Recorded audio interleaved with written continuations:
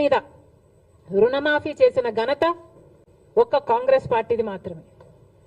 మళ్ళీ ఈరోజు రాజశేఖర రెడ్డి గారు రుణమాఫీ చేసినట్టుగానే అవతల తెలుగు ప్రజలకు రేవంత్ రెడ్డి గారు మళ్ళీ రుణమాఫీ చేయ తలపెట్టారు.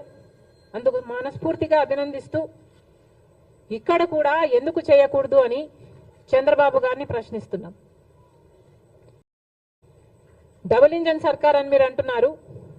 మరి కూటమి సర్కారు డబుల్ ఇంజన్ సర్కార్ అయినప్పుడు మన రైతుల్ని మీరు ఆదుకోవడంలో తప్పేముంది? మీ మేనిఫెస్టోలో లేకపోయి ఉండొచ్చు రుణమాఫీ, కానీ మన రైతుల పరిస్థితి ఏమిటో ఒకసారి కళ్ళు తెరిచి చూడాల్సిన అవసరం ఉంది. నిజంగానే మన రైతులు చితికిపోయి ఉన్నారు. అప్పు లేని వాడు లప్పు లేని రైతు లేనే లేడు ఈరోజు ఆంధ్ర రాష్ట్రంలో. ఏ రైతుని అడిగినా లక్షలలో అప్పుంది. రైతు పర్ క్యాపిటల్ డెట్ ఆంధ్ర రాష్ట్రంలో దేశం అన్నిట్లో అందరికంటే ఎక్కువ ఉంది.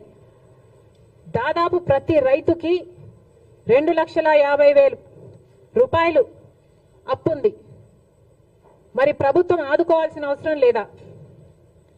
ఏ ప్రభుత్వం అయితే ఈరోజు కేంద్రంలో అధికారంలో ఉందో ఆ ప్రభుత్వానికి ఆంధ్ర రాష్ట్రం నుంచి 25 ఎంపీలను, కూటమి ఎంపీలు 21 అయితే వైసీపీ ఎంపీలు 4, మొత్తం 25 మంది బీజేపీకే మద్దతు.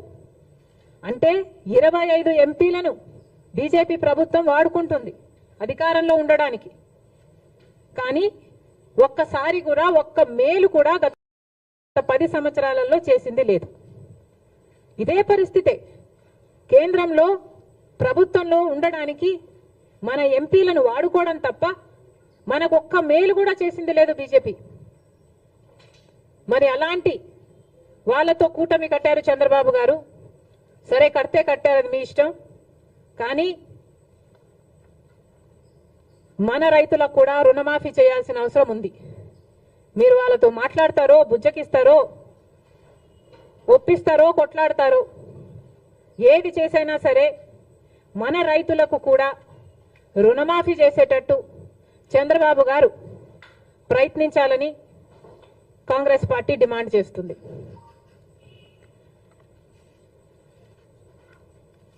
ఇప్పుడు కేంద్రంలో బడ్జెట్ ప్రవేశపెట్టబోతున్నారు. బీజేపీ పార్టీ బడ్జెట్ ప్రవేశపెట్టబోతుంది. మరి కేంద్రంలో గత 10 సంవత్సరాలుగా బీజేపీ పార్టీ అధికారంలోనే ఉంది. షరా మామూలు అన్నట్టుగా వాళ్ళు ప్రతి సంవత్సరము బడ్జెట్ ప్రవేశపెడుతున్నారు. ఆంధ్ర రాష్ట్రానికి మోసం చేస్తున్నారు. ఒక్క మేలు కూడా ప్రకటించడం లేదు. మనమేమో గుండెలు బాదుకుంటున్నాం. షరా మామూలు అన్నట్టుగా ఇది తయారైంది. గత 10 సంవత్సరాలుగా ఇదే పరిస్థితి. ఈ సంవత్సరం ఏమైనా తేడా ఉంటుందా, మార్పు ఉంటుందా? చంద్రబాబు గారు సమాధానం చెప్పాలి. గత 10 సంవత్సరాలుగా బీజేపీ పార్టీ మనకిచ్చిన హామీలలో ఒక్క హామీ కూడా నెరవేర్చలేదు. మరి ఈ సంవత్సరమైనా ఇప్పుడైనా కూటమి కట్టినందుకైనా బీజేపీ పార్టీ కేంద్ర బడ్జెట్లో ఆంధ్ర రాష్ట్రానికి ఏం చేయబోతుంది అని కాంగ్రెస్ పార్టీ ప్రశ్నిస్తుంది. పోలవరం ప్రాజెక్టు తీసుకుంటే పోలవరం ప్రాజెక్టుకు సంబంధించి మేము డబ్బులు ఇచ్చేసాము అని కేంద్రం చెప్తుంది. మరి ఇంకా ప్రాజెక్టే పూర్తి కాలేదు. ఈ పరిస్థితిలోనే మేము ఇచ్చేసాము, డబ్బులు లేవు, ఇయ్యము అని మీరు చెప్తున్నట్ట. అంటే మా పోలవరం పరిస్థితి ఏమిటి? ప్రజలకు క్లారిటీ ఇవ్వాల్సిన అవసరం ఉంది. రాజధాని కథ ఏమిటి? రాజధాని కట్టుకోవాల్సిన అవసరం ఉంది.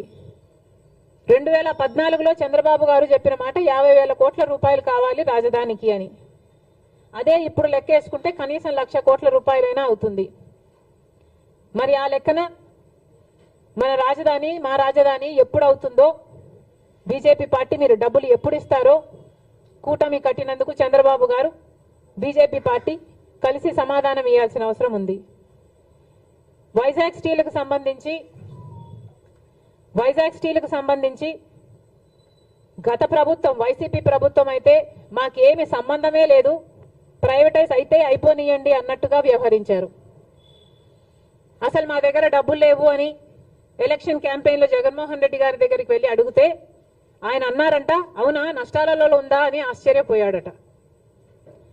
అలాంటి ప్రభుత్వం నుంచి ఇప్పుడు కూటమి ప్రభుత్వం వైజాగ్ స్టీల్ గురించి కొంతమంది ప్రైవేటైజ్ అవుతుందని కాదని అధికారంలో ఉన్న వాళ్ళే